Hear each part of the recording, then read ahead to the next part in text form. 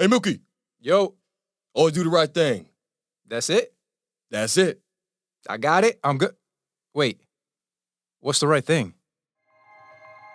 Welcome to the Live a Meaningful Story podcast, where we analyze stories and films that help us make sense of life.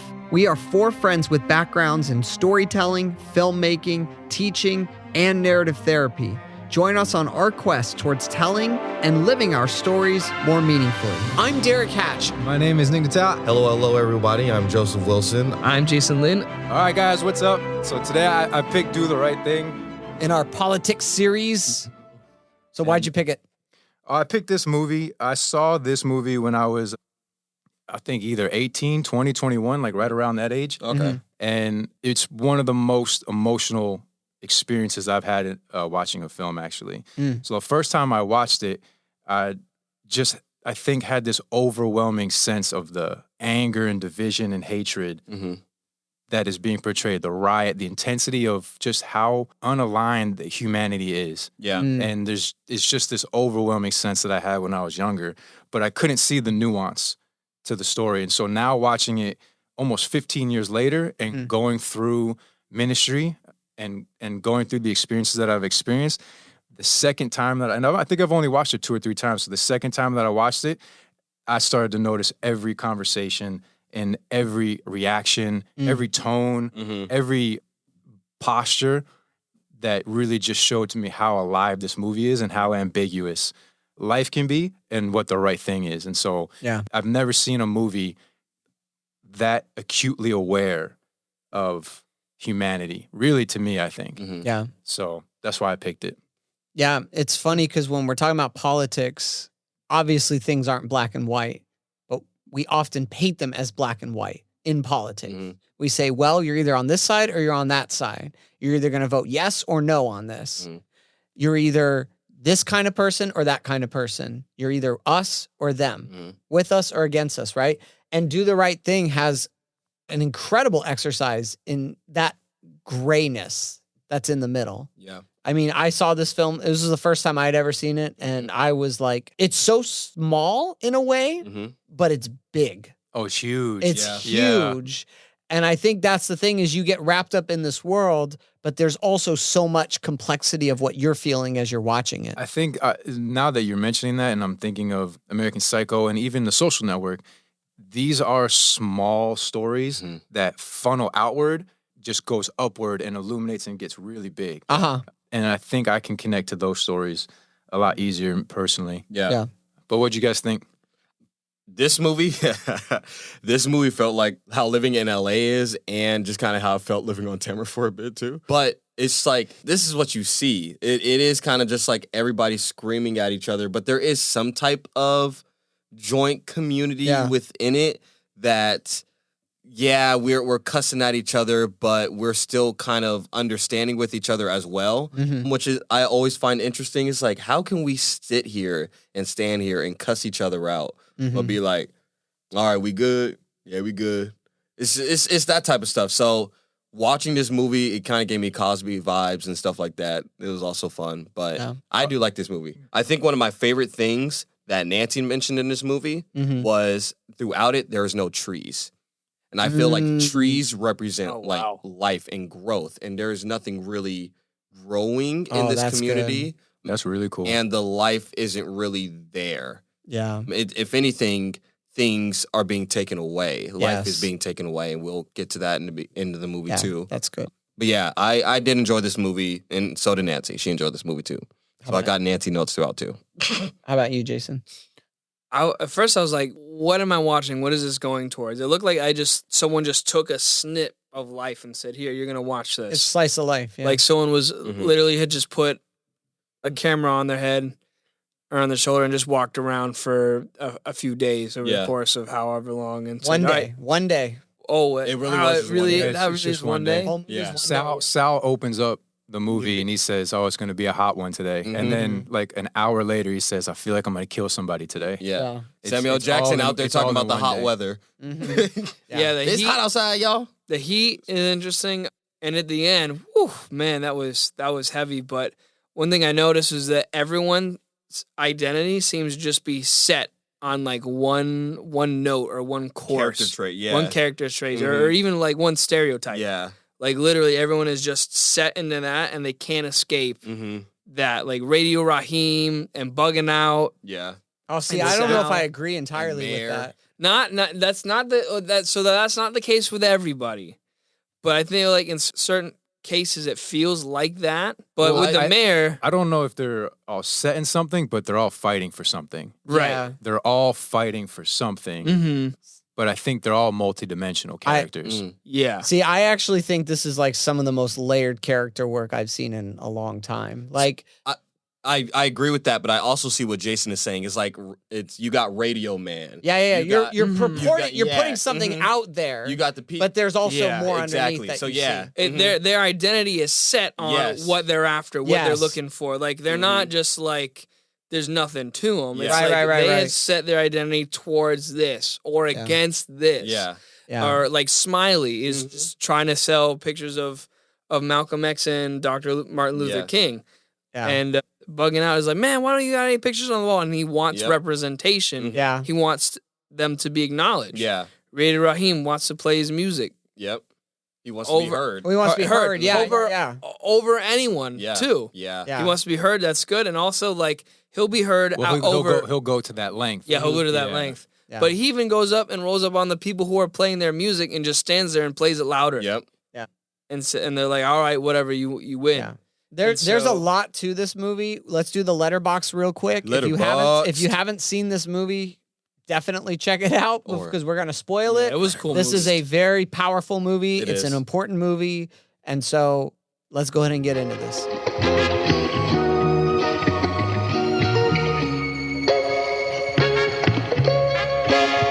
It's the hottest day of the summer. You can do nothing or you can do something. Or you can do the right thing. Salvatore Sal Fragioni is the Italian owner of a pizzeria in Brooklyn. A neighborhood local, Bugging Out, becomes upset when he sees that the pizzeria's wall of fame exhibits only Italian actors. Bugging Out believes a pizzeria in a black neighborhood should showcase black actors, but Sal disagrees. The wall becomes a symbol of racism and hate to Bugging Out and to other people in the neighborhood, and tensions rise. It's gonna be a hot one. It's gonna be a hot one. So you got that metaphor of the heat, obviously, of the tension that's boiling over. Yeah. Yeah, Nick, where do you want to start? Yeah, well, we can start right with Mookie. Mookie, who is played by Spike Lee, the director. If you didn't know that, didn't know that. That's the director of the movie. Yeah, so that's Spike Lee. He directed the Oh, that's cool. That's What is he? What was he like? That's a whole- 32? movie. I thought he was like 21. I was saying, he's 30. He's 32. Okay. Yeah, so he's my age. So imagine me. He wrote it and directed it and acted in it, and that's dope. Mookie. Okay. So he is opened counting money. Mookie's in his room in the movie. Has got a great look to it. It's got that red light coming through the room. Yeah. It feels hot. Yeah, it feels hot. That's how his character is established, is counting money. And I think that's important when it comes to the end with him as well. And Sal is introduced with his car rolling up to the pizzeria. And which one is John Turturro, Pinot or Vino? Phone book, what are you doing? What you doing over there? John Turturro is Pinot. Sal opens up encouraged. He's Yeah. like, this is my neighborhood. This is where I work. This is where I serve. Yeah. And Pinot, when he gets told to do something, he passes it on to his little brother. But his character's established with him yelling at his brother. When he screams at him and his anger comes out. Yeah. Right off the bat, I thought that was a great way to establish him. Yes. Mookie is a very interesting character because he's like the one in the neighborhood everybody knows and everybody talks to. Yeah. And I feel like Mookie, when we get to the end, he has some type of authority in a sense in the neighborhood. He was the one calming people down. Bugging out. He was able to like calm Bugging Out when he was upset over the black people not being on the wall. It's like, come on. Well, when you get your own pizza restaurant, you can put all the people you want on your wall. But this is an Italian pizza place, so I'm gonna have Italian actors. Well, I think they respect him. Yeah. And I think there is a little bit of that peacemaker role that he kind of has with everyone, where he's just like that glue that everybody can kind of attach to. But I also feel like he's not really utilizing that role well. And then at the end, he utilizes that in a wrong way. He's not really utilizing anything well in his life. Yes. Yeah. He's not attuned to his family. He's not working really hard. He's taking breaks throughout the day. Yeah. So Spike characterizes him as an irresponsible young black youth. Like that's who counting money. Counting money. That is Mookie's character in the beginning of the film. Yeah. And I thought it was interesting the first words. So he gets introduced with his family, but the first words that Mookie says when he walks out of the door, it's the evangelist, and he says, "Hell no, get out of my face." Like he gets into the neighborhood, but that's real though. Yeah. Like that's he just hell no. Like Mookie's not necessarily a hero in the film. He's not even like established like that. Yeah. But I feel like this film is showing that there is a power that you have, or there is an authority that you have, but when you're just complacent, you're not using it. When there is a time for you to use it, if you're not utilizing it well, it's going to end up being more harmful than good. There is a lot of potential in this neighborhood. So much potential. Yes. Yeah. You got the three men that are always sitting out talking about, man, why don't we start a business? Yes, they could have started their own business and stuff like that. Because they're lamenting that the two really successful businesses, the Korean convenience store and the Italian, Sal's, are not black-owned businesses from people in the community. But how real is that there are like black people that will say that, like, oh, these people are in our neighborhood, but what are you also doing to contribute to your neighborhood as well? Mookie walks around the neighborhood telling everybody get a job. Yeah. He says, get a job. Yeah, that is interesting. Mookie has a job and doesn't even work that well. So like everything about this is unstable. Everything, every character is, and every conversation is unstable. And I really, really admired that and appreciated that. Yeah. Well, and you start to see, I know this is skipping ahead a bit, but there's like a moment where they're looking at the camera. We're getting individual moments of characters looking at you. Yeah. Breaking the fourth wall in a way and just unleashing. Yeah. Like the tirade of honestly like racist feelings and thoughts that they're holding in the midst of what you're just describing. There's like a 4-minute roasting battle in the middle of the movie. Right. Yeah. So there's a moment where it comes out. That's underneath every conversation that's happening. And Spike just lets it loose for just a moment. Like, hey, this is behind every word that's being said. Yeah. And that was amazing. Yeah. And especially when it's framed like that, because I didn't notice that. I didn't put that together. I just thought it was just something very stylistic that he did. But everything is off center. So Radio Raheem is established with a Dutch tilt. Yes.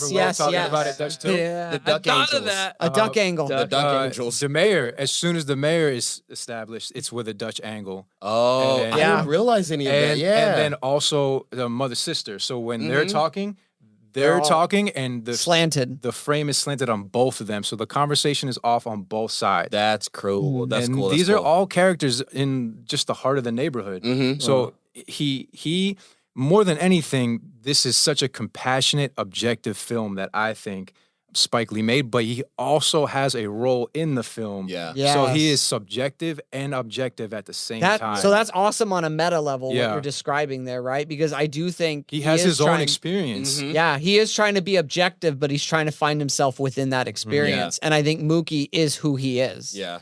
In my opinion, from what I've done a lot of reading on Spike Lee, trying to understand this film and understand him as a person. I did not know that he was a director. That's pretty cool. I do think that he is putting himself in Mookie, especially when we get to the end. But we'll get there. Just another example, the cops, when the kids spray the hydrant onto the car. Oh yeah, the guy, And the cops just basically tell the guy to get out of here. Yeah, just go. Like they're not even framed as supervillains. Yes. They have that moment where they are defending the neighborhood. Yeah. And then the next moment is a tragedy. Which is interesting that it's framed in that way, because you would think, especially with a movie like this where it's predominantly black people, and like the director is black, that they would put the police in a bad light. However, they're showing the reality of police officers. It's like yes, there are police officers out there that really, really care and that really do their job well. And then there are instances, whether it's in their control or out of their control, where situations happen. Right. But when you paint it in such a black and white, all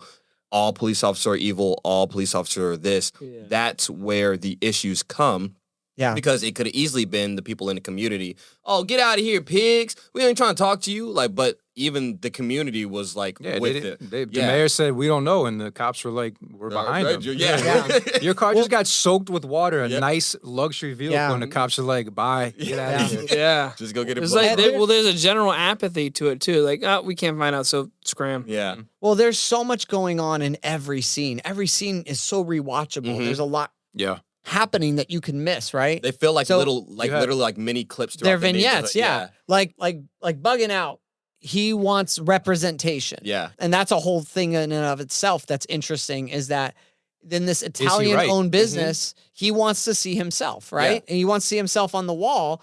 And I do think it's interesting that, like, I read an interview where Spike Lee said, like, that doesn't solve the problem, but isn't that interesting how that's what a lot of black people, that's how a lot of people want, is they just want to be seen. Yeah. They want to see people that look like them, and that's enough for them. But there's a scene with Bugging Out where there's a white guy that moved to the neighborhood, and he scuffs up and says, before that, Bugging Out's already like leveling up. Like he's starting to become more and more unstable. Yeah. Right. So he already had the interaction with Sal. He already had the interaction with Mookie. Right. So he's now trying to grab Radio Raheem. He's trying to grab people that. So he's at a very sensitive point when this happens too. Yeah. But here's what's really fascinating about that scene with the shoe. So first of all, really, really super personal, that scene, because when I was in New York City, I went into an elevator and You scuffed somebody's shoe? I was accused of scuffing a black man's shoes. Derek, That's amazing. you almost I was died. Huh? like- That is amazing. You almost died, huh? No, that's a real. I had Tori there, and thankfully we were on an elevator with other people, Oh, and thankfully Tori there. we literally were in that Macy's, the giant Macy's Yeah. in New York, and I got in the elevator, and he accused me of scuffing his shoes. And I actually did my research before I went to New York, and I said that's a very common thing that happens, and it's a scam. Like some people will try to scam you, they'll make you buy new shoes, especially being at a freaking Macy's. Yeah. Like, oh my gosh! But even with that,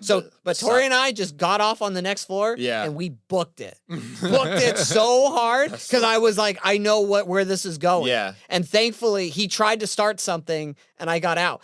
Now, here's what's interesting in that scene there.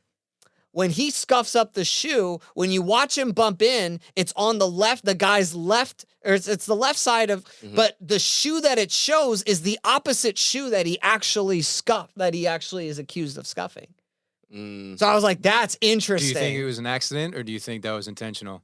I don't know. That's Yeah. the murkiness, because maybe that didn't even happen at all. Maybe his shoe was always Already scuffed dirty, up yeah. because it was, I was like, wait a minute. That's not, I didn't even notice he's that. bumping him on the wrong side. That's what? And then his friends came and just made it worse. Yep. Yeah. Yeah. And then, so there's moments Your like that shoes where off. you see, Yeah. Bro, that guy was vicious. Yes. That one guy, that felt so familiar. I think that one of the friends, right? The one friend that beat, like, basically tears down the mayor.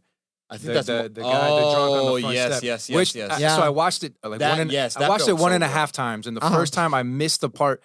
I didn't realize that right before that, the mayor is actually getting a boy. He's trying to get a boy to buy him alcohol. Yes, He's like, here, go down to the store Yep. and buy me alcohol. And then that's when that guy comes in and tears him down. Yeah. And I'm like, this guy is tearing down this guy on the sidewalk so bad. That was heartbreaking. Yes, As he was tearing him down. Then I was like, he just tried to get that little kid to buy him alcohol. Yeah. And I was like, this partially deserved. Yeah. But then it was so. But it does this. It wasn't at the same Yeah. time. Is that There's a Martin place- Lawrence's character? No, it's No, not Martin Lawrence. It's the other one. taller one. So, but that is interesting because yes, that person is in the wrong, but how you convey that is entirely like A lack of respect Yes. of all like elders and Yes. just very youthful, arrogant. But that's what we see. That's- And that's crazy.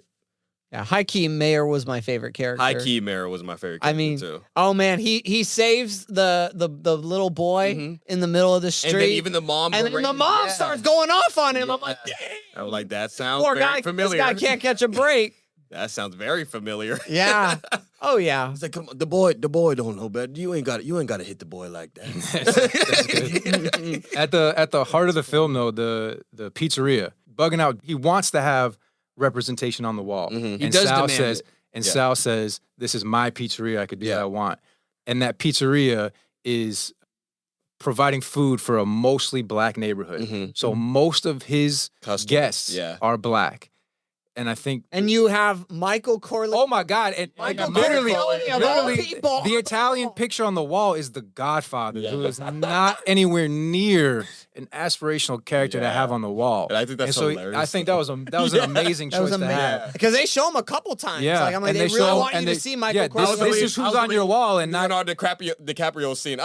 Right there. I recognize that this character. is this is who's on your wall, and not the people you're actually serving. Like, what's going on? Yeah. And I So was, there's truth in it. well, Yeah. that's what I'm asking. Should there be representation in it? And it's Sal's place. Is it his choice? And what's the right choice there? I think it's Just do the right thing, Nick. No, not Just even that. your mic's cut off. I think the issue is that there is not an understanding of either both sides. Of course. There's not an what's his name? Bugging Out. Bugging Out should have understood, okay, yeah, it is his restaurant and he can choose to do what he wants, but let me present this other side. Sal could have heard one of his customers saying he would like something in his store, again, his customers, and chooses to be like, nah, I don't need to listen to that. Again, this is my restaurant. We're gonna do it. There's no bridge. So when all of that, I guess, what would you call it, like a diatribe? Those when the camera pushes in and the guys are just letting out all with all of that underneath. Yeah. those conversations don't happen. It is symbolized in even the smallest gesture when Bugging Out asks for a pizza. Yep. And he goes, "What is this?" It is such a power play. Like, this is not big enough. I want more. Yep. I need more cheese. Yep. It is a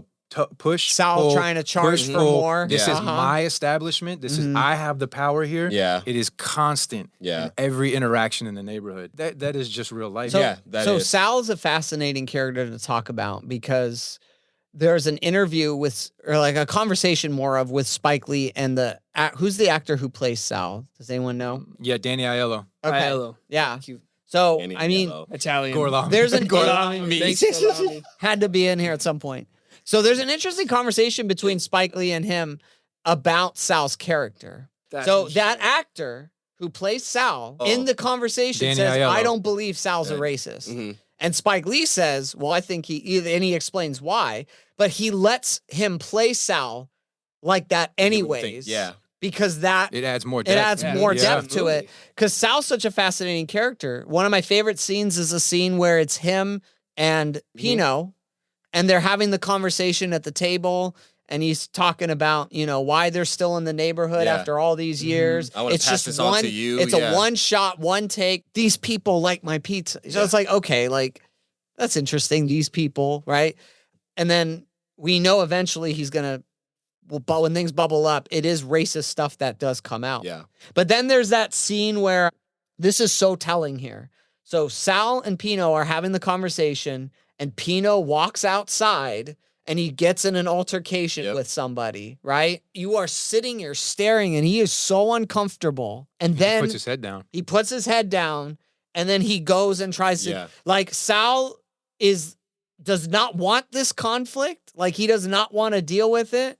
But at the same time, it's a foreshadow of what's coming in the movie. He does not want this conflict, but eventually he can't sit there long enough. Yeah. He has to get up and do something. And I see that because I he think that feels was- like his pizzeria, which I think represents his pride, like both the good pride of his family and his roots and culture, but also his pride that he's not willing to let go of certain things.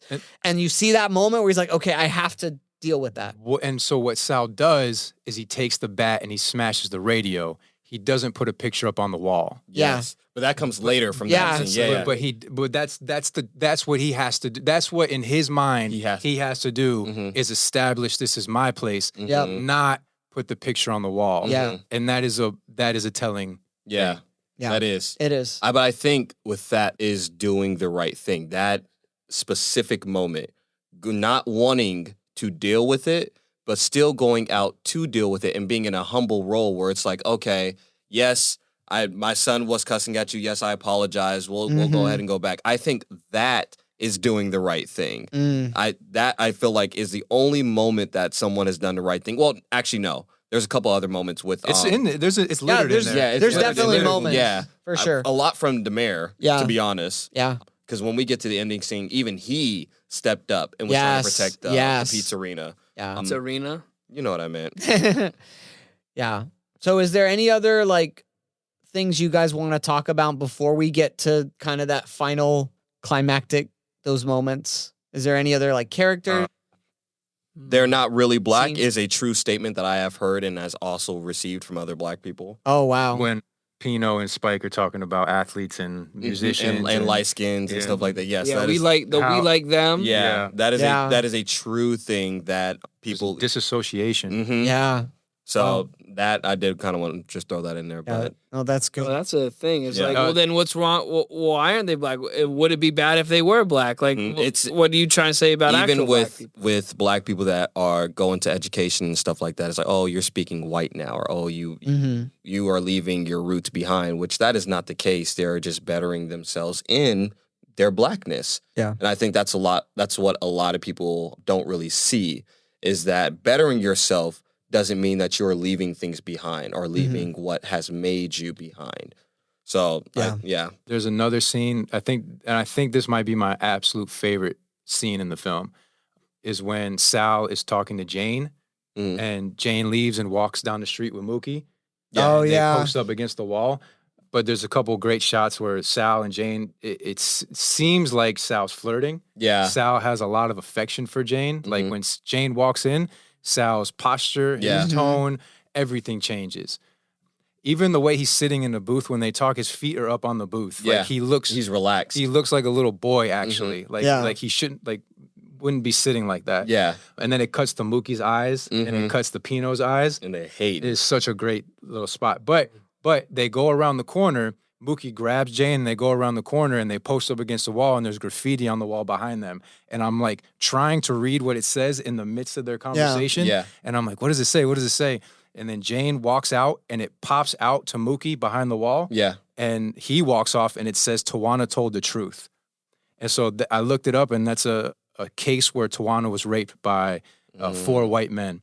And so I thought it was so unbelievably provocative. Well, because it's very ambiguous when you're watching it. You're Yeah. like, well, is he? And Who's so right, from- Sal or Mookie? From And then my side, Sal may be interested in this woman. I Yeah. don't know, but seems to be what he's implying with that. I would not think that there's danger here. And Spike Lee is saying, wait a minute, you need to think this because this is what's happened and this is happening. And he caught me so off guard, and I was like, I thought it was so provocative. It was such a slap in the face. Because I was thinking from the aspect of everyone else that's been in his store have been male figures, and they've been pressing that authority over him. And here comes a girl where it's like, okay, now I can try to be like a little bit like relaxed and more caring or father-like.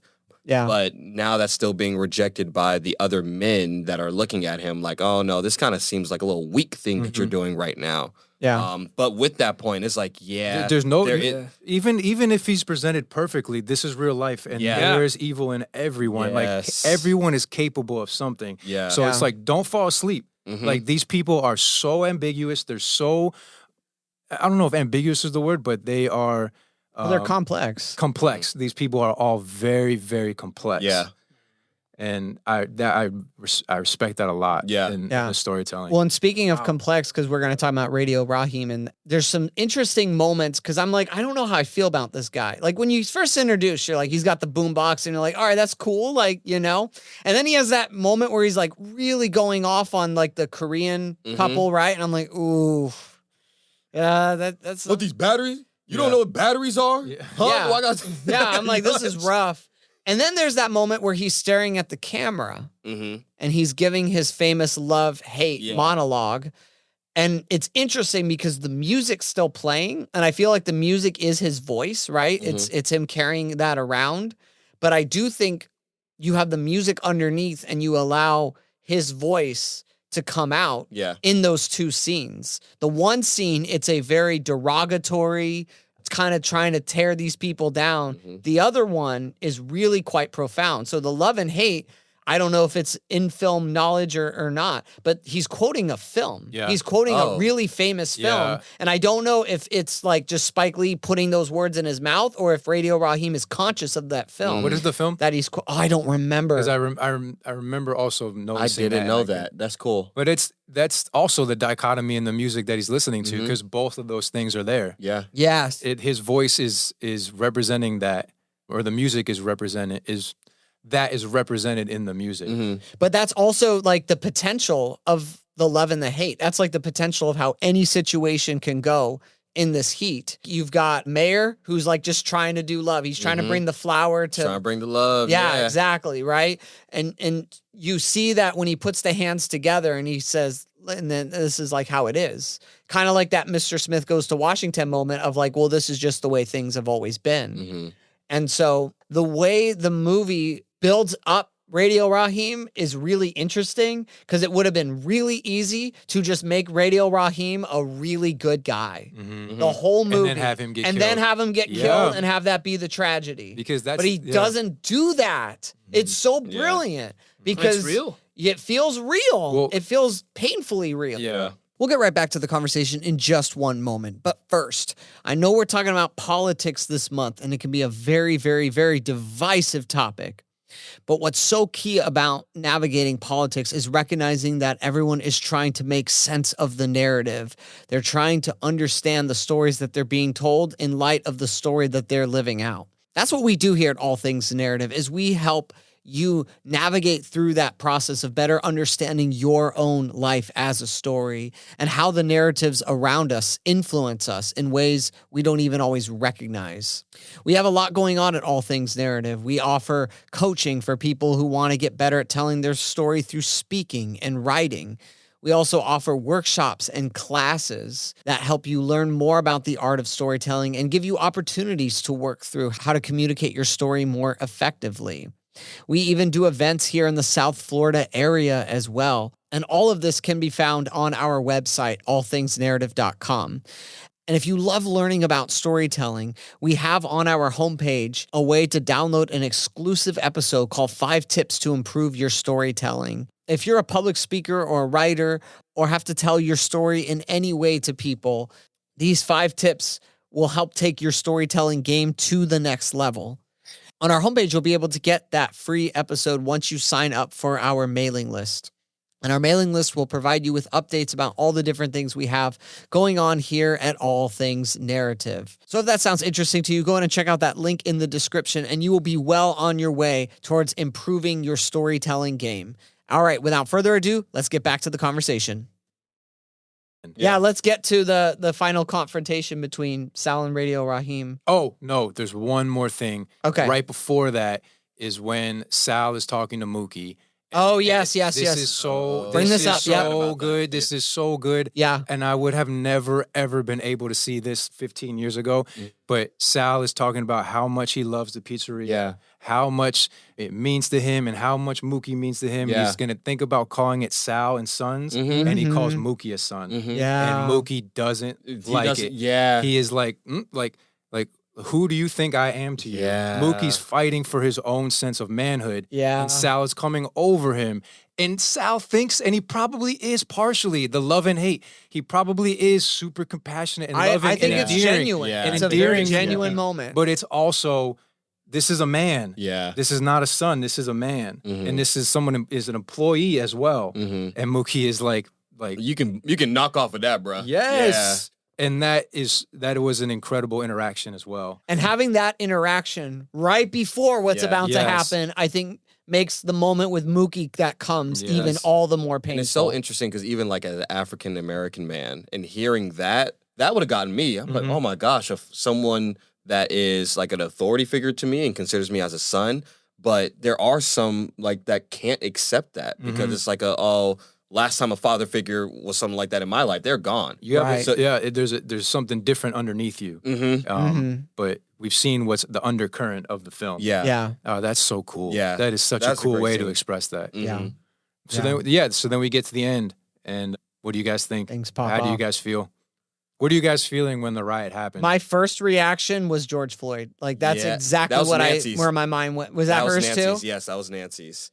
It felt like prophetic almost, but it was. I know it was it's happened for a long time. It's Yeah. happened for. We can go farther back than before the civil rights movement, where these things were starting to be seen, right?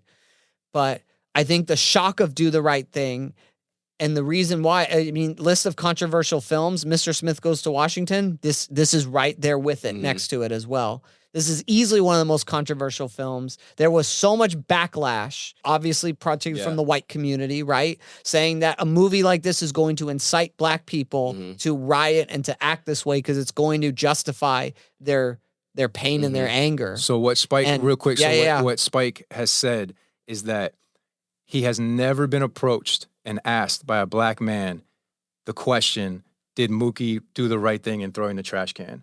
He said everyone that has asked him that question is a white person.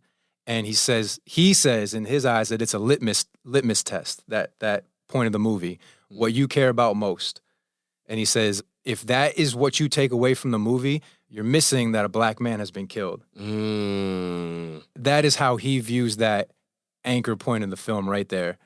And I think there is something to that as well, just as everything else in the film has been complex.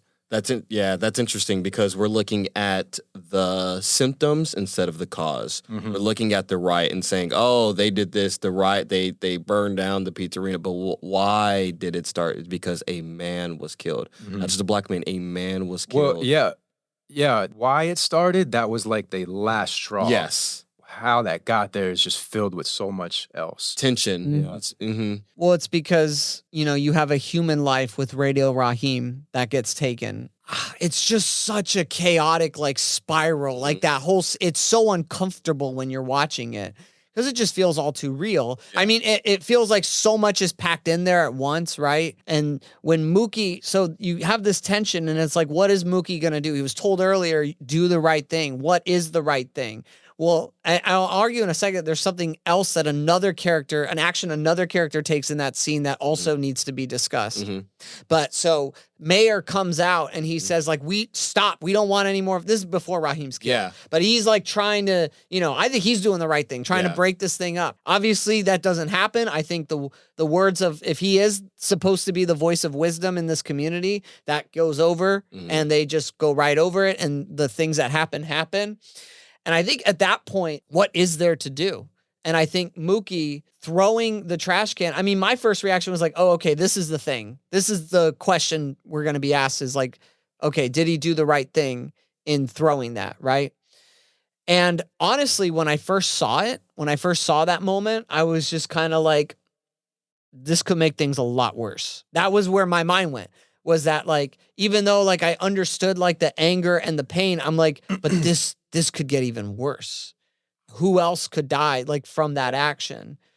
But I think the fact that it's Mookie that does it is really fascinating because Mookie has shown through this movie that though he's flawed, he's not as erratic and impulsive as a lot of these other characters are. Yeah, he took his time to make that decision. Yeah. So I'm okay, but there's something there. There is a statement that he is trying to make as he does that. It is something that the community who has this glue that with him as a character that they're saying, okay, if Mookie, if that's our Mookie, if he does that, right? Then we have the right to act out. Then we need to act out. And then it just gets really, oh my gosh, from the fire hoses and just all different civil rights, all different Smiley moments. Putting the picture on the wall, it's unbelievably tragic. Well, and there's real life scenes that happened before this movie was made that it's calling back to, right? Yeah. Real deaths that have happened. And then you mentioned LA at the beginning of this podcast. 3 years after this movie's made is the LA riots and Rodney King. Yeah.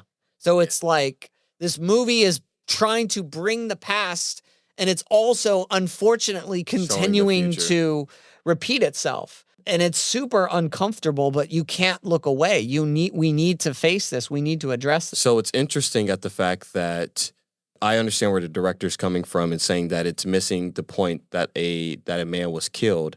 However, how are we reacting to that?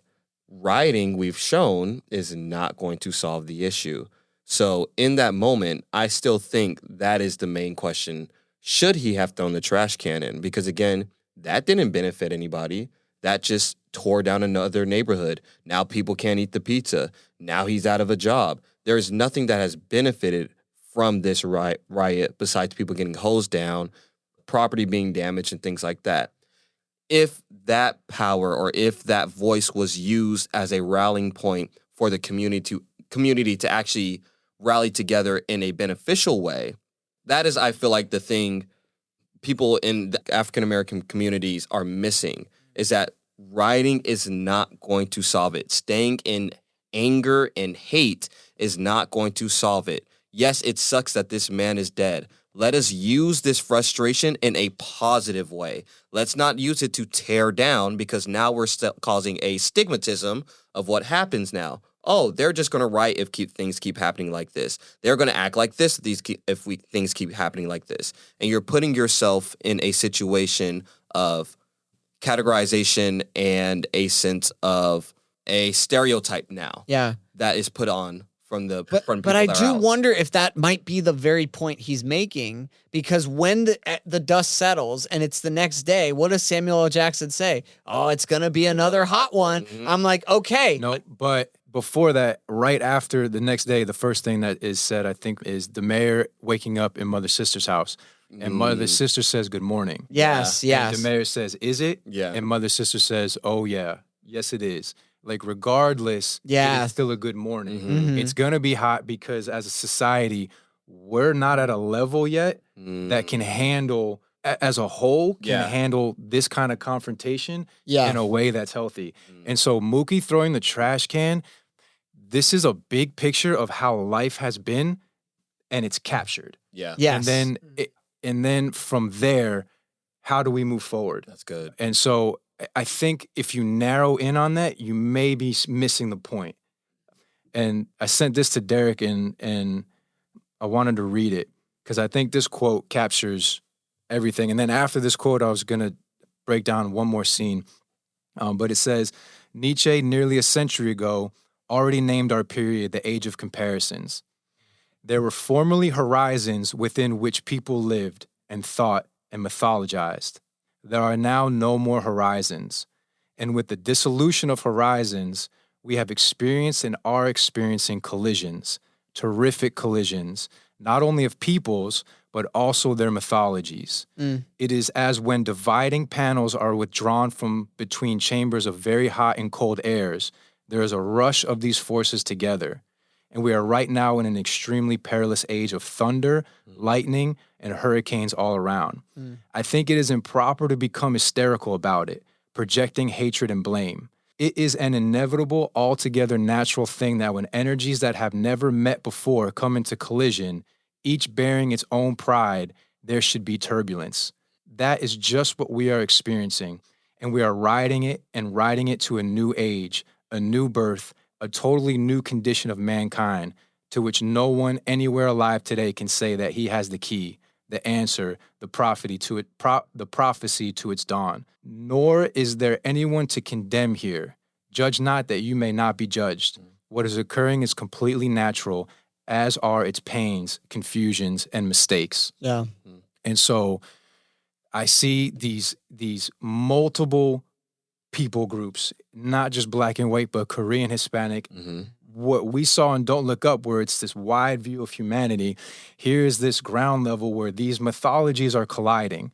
Our symbols are colliding, our experiences are colliding, and the panels have been withdrawn, and there's nothing but turbulence. What happens, I think, is the trash can may have to be thrown sometimes. It's part of the process. Yeah. So it may not necessarily be wrong that he did it. And I can't judge him for that. Yeah. And so there is a shot in the movie where Vito, the younger one, the one that's accepted, is put up against Spike, and they're talking in front of the radio station. And behind them, it says, I love. I is in the left corner, and love is between Vito and Mookie. And Mookie and Vito are able to have a healthy conversation, and they're engaging, and they're working through issues. Yeah. And it says, I love. At the end of the movie, there is a conversation with Mookie again, and it just says love. There is no I. The I has been cut out, and it just says love. The movie ends with the kids in the street playing over the ashes of the riot. Yeah. True. There is a good day coming. It is gonna still be hot. Yes. Like Radio Raheem's speech, hate is gonna pound, but love comes back. And love is still the horizon that we're able to stand on. Yeah. And our mythologies have to push together into that horizon. And Spike says that horizon is there. But right now, it's turbulent, and it's riding a wave into a new generation. Yeah. And I think that's also beautifully shown with Mookie and Sal fighting over that last dollar. They're able to laugh while they tug over that one last dollar when Sal's business is burned to the ground and Spike's friend is dead. Yeah. And they can still throw that dollar and say, no, you take it. Yeah. No, you take it. And they're actually laughing because that hope is still there in the film. And so that's how I see it. I look at this and I see this from the big picture and the ground level because I've been fortunate enough to live through it. Yeah. And it's been a huge blessing to me. And so for me, ultimately, what I've come to understand while picking this movie is that doing the right thing is taking personal accountability. That's good. I have to take accountability for what's underneath when the camera pushes into me. And I have to take accountability of that. And I can do that through a community of people, and I can do that alone in prayer. And guys on the corner have to take accountability with how they look at the Koreans, and they have to get jobs and start their own businesses. Yeah. And Mookie's got to take accountability with his family and be a father and raise his son. These kids have to take accountability and start getting jobs and start to work. Demare has to get off alcohol, and his Dutch tilt can now come back to normal, and he can interact with mother sister. So I find this to be a astoundingly beautiful film. This is good. And that's why I chose it. That's so good, Nick. Yeah, this was good.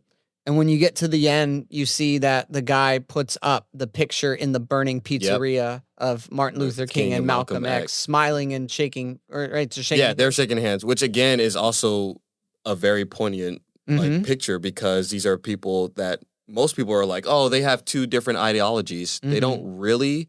They have two different ways of going about the same goal. Yes. And again, the main goal is, in a sense, unity. Yeah. Or inclusion. Yeah. So I think that was very, really cool at the end. Well, and I appreciate, Spike Lee's very transparent in interviews. Sometimes I don't know how I would feel if I met Spike Lee. He seems kind of like a very intense person. I gotta watch interviews with Spike him, Lee is well, you didn't get the ending? It's it's obvious. There's two. So he says there's two quotes at the end: the Martin Luther King quote and the Malcolm X quote. Yep. And he's like, the Malcolm X quote is the last one. He's like, there's a reason why it's the last one, and he's very much out front that he is more on the Malcolm X side of things than the Martin Luther King.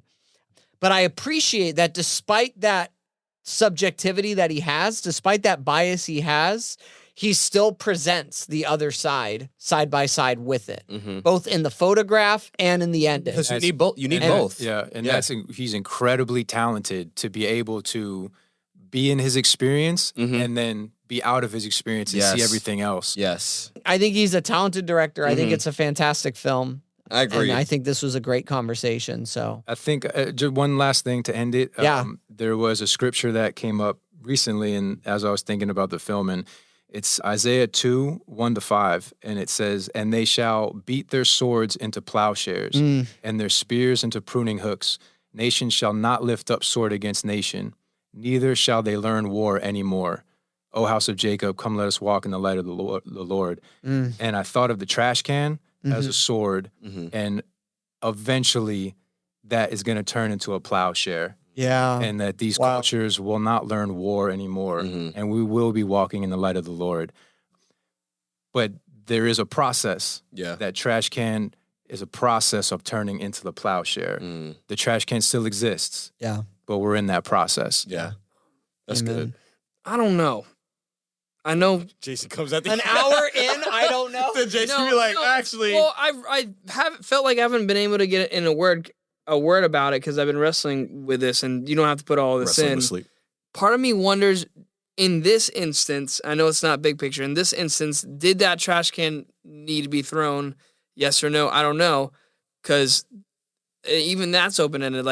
Would Sal have rallied with them? Would he have been like, you know what? Maybe I do need to put a picture on the wall. This isn't right. Would he have joined with him? Or maybe he would have just stuck to his guns and still never changed. And so the thing is, I don't know the answer to that, but I think that's it.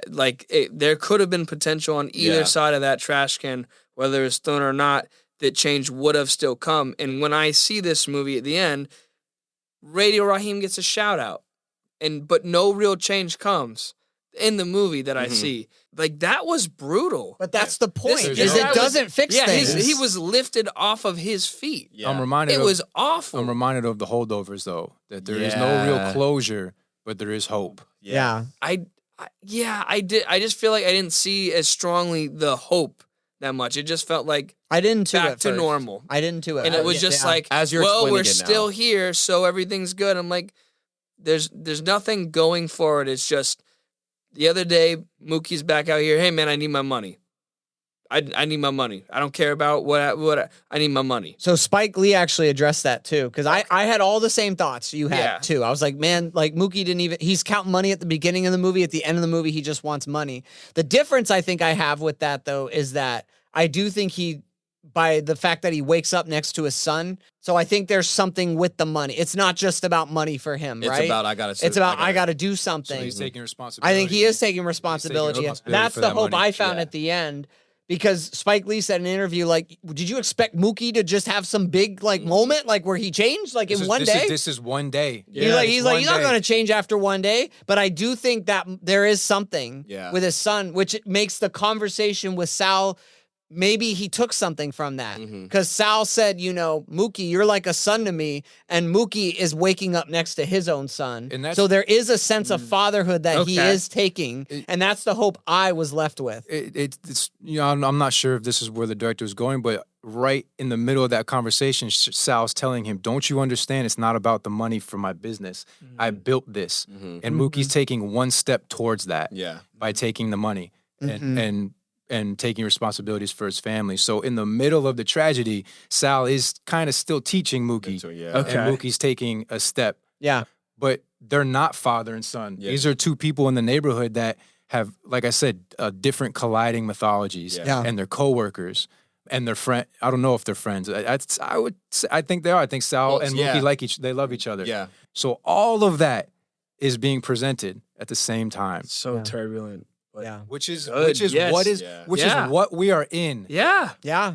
I'm not saying that is a bad thing. Like that's I'm saying it's 'cause real. It's exciting. There's this book that I know I have. It's called Violence and Nonviolence in South Africa. Is that by Walter Wink? Yeah. Oh, I have Walter Wink too. He's great. It's also titled Jesus' Third Way.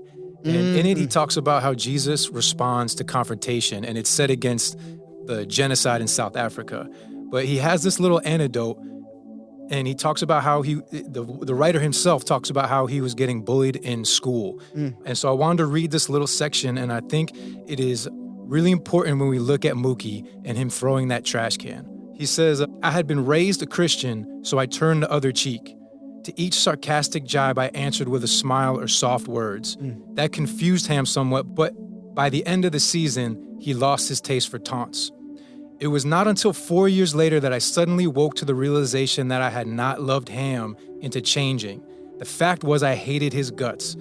It might have been far more creative for me to have challenged him to a fist fight. Then he would have had to deal with me as an equal, but I was afraid to fight him, though the fight would probably have been a draw. I was scared I might get hurt. I was hiding behind the Christian injunction to turn the other cheek, rather than asking, what is the most creative, transformative response to this situation?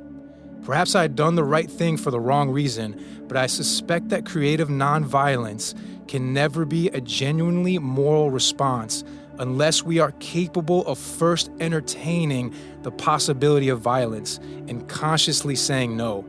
Otherwise, our nonviolence may actually be a mask for cowardice. And so if you're watching this movie and you leave it and at that moment and all you can think is, Jesus would never do that. Jesus is nonviolent. We turn the other cheek. We're supposed to be peacemakers. I would caution you. I think it's important to look at yourself and go, am I hiding behind my fear of confrontation? I think that's a potential there as we watch this movie. Well, even Jesus had to flip the tables at some point. And I was just watching a video the other day. The same Jesus that told Peter to put his sword away is the same Jesus that told him to bring a sword to the table to begin with. So there's this line that it's really hard to identify with Jesus because one, he's perfect, and two, it is just dependent on the individual in the situation. We don't know Mookie fully. right? We don't know. We know that he has trouble standing up in his personal life to be a father and raise his family. We see a little bit of his lack of assertiveness and his passivity. And so in that moment, he is asserting himself and standing up to a conflict where Jesus, what he says is, and this is in Walter Wink's book, he says, if you are prone to fighting, Jesus challenges you to find a creative response against that. And if you are prone to flight and running, Jesus challenges that also for you to find a creative response in conflict, to assert yourself. And so Mookie throwing that trash can could be that creative response. Yeah. Well, and also just to add to that, like Mookie doesn't try to retaliate directly against the cop, against Sal. He's not like going into that. He's throwing the trash can through the place. And it's almost like a turning the table moment in a way, right? It's vocalizing that. But I think one thing that Joe said off the mic when we were talking about this earlier is that this is also Mookie rejecting Sal's fatherhood. He's rejecting that call from earlier.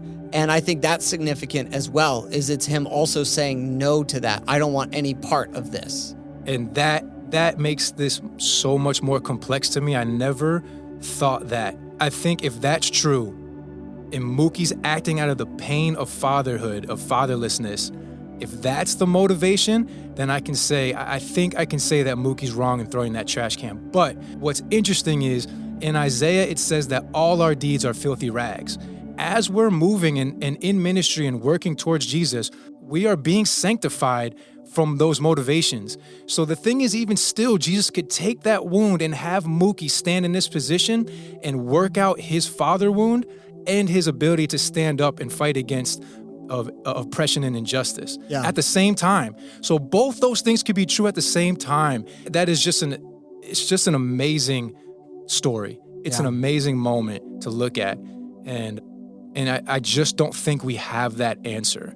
We don't have the answer when we're watching this. And it's acknowledging our limited perspective, which is good for all of us when we have these conversations in real life about racial tensions, is acknowledging how limited our perspectives are. And it's a film that invites us, just as in real life, to seek to understand before being understood.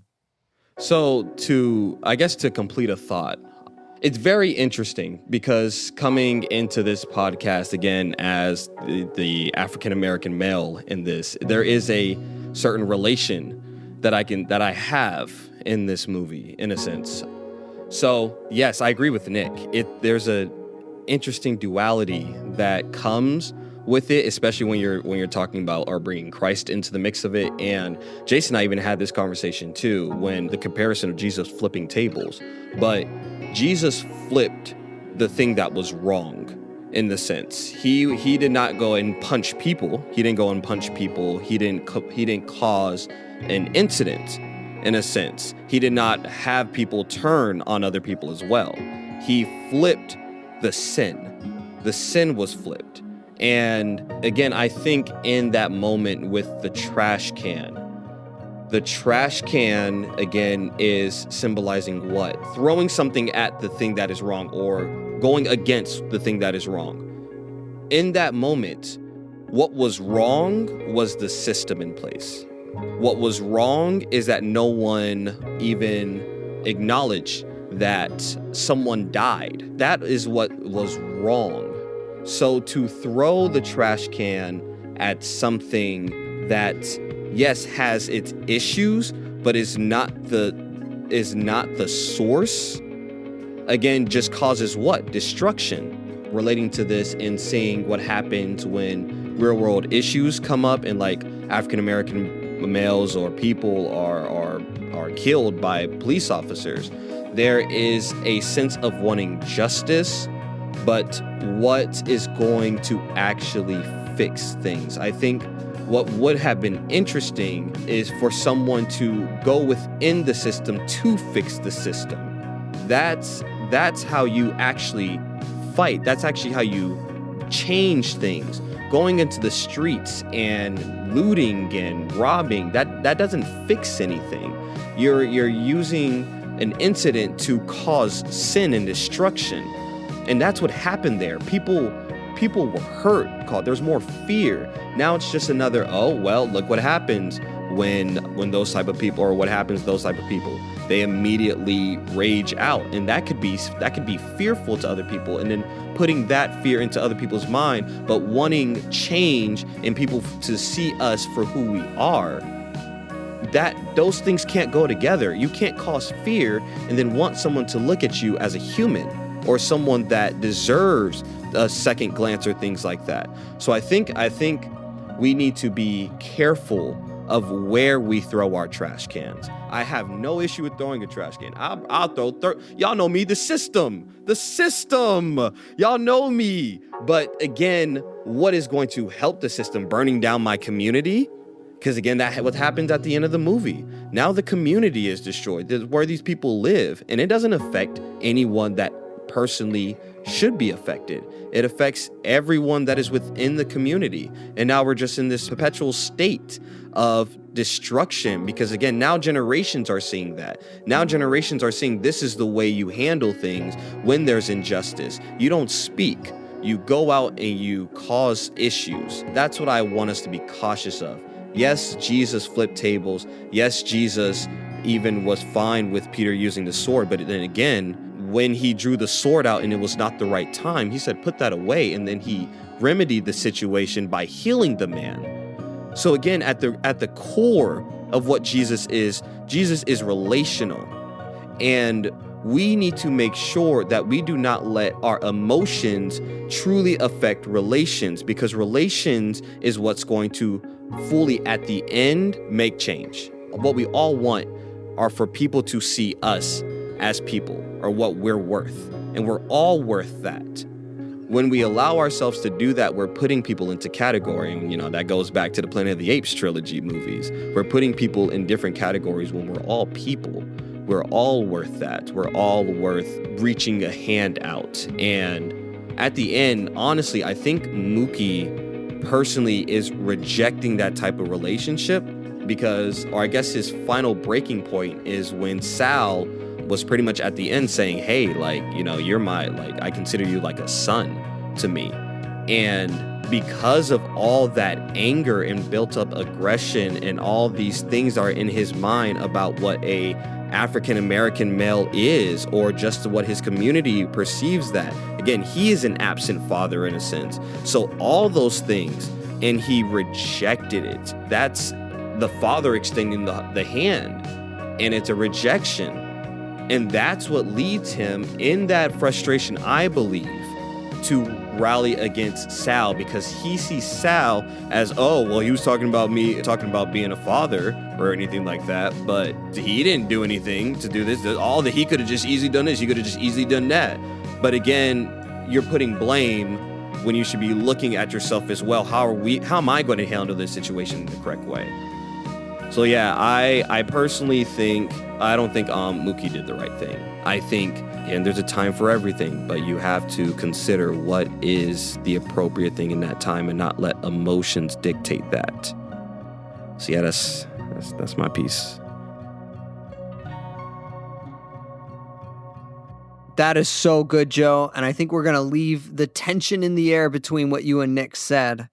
So, man, well said. I love both perspectives were needed. So thank you, guys. Thank you. Thank you for listening to the Live a Meaningful Story podcast, produced by All Things Narrative. If you'd like to learn more about our coaching, workshops, events, please check out allthingsnarrative.com. You can also follow us on Instagram, Facebook, and YouTube at All Things Narrative. If you enjoyed this episode, please consider subscribing and leaving us a 5-star review on Apple Podcasts, and tune in next time as we continue exploring the stories we love and the stories we live. Take care.